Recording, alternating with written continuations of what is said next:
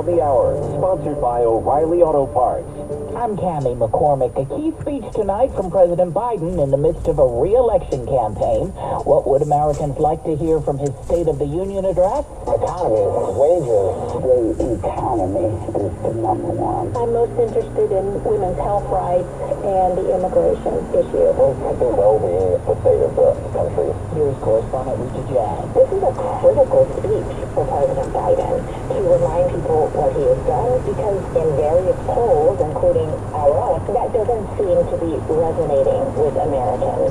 And so he has to convince them the State of the Union is good, and that is because of his policies and his administration's work. House Speaker Mike Johnson on CBS Mornings asked about IVF treatments in Alabama, which I was in today, and whether he supported the state Supreme Court ruling there that embryos have the same legal rights as children. It's something that we've got to grapple with. You know, it's a brave new world. IVF's only been invented, I think, in the early 70s, but there's an estimated 8 million Americans who've been born because of that great technology. So we support the sanctity of life, of course, and we support IVF and full access to it.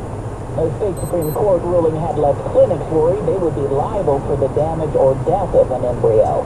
A Minnesota-based utility company may be taking some responsibility for sparking the largest wildfire in Texas history in the Panhandle, where hundreds of structures were burned. Reporter Chris Fox has more. Based on currently available information, Xcel Energy acknowledges that its facilities appear to have been involved in an ignition of the Smokehouse Creek fire. The company said in a statement, it went on to say that Xcel Energy disputed claims that it acted negligently in maintaining and operating its infrastructure. In a recently filed lawsuit, landowner Melanie McQueen claimed a poorly maintained utility pole splintered and ignited the fire when it fell. The U.S. conducted a third round of humanitarian airdrops in Gaza today, along with Jordan.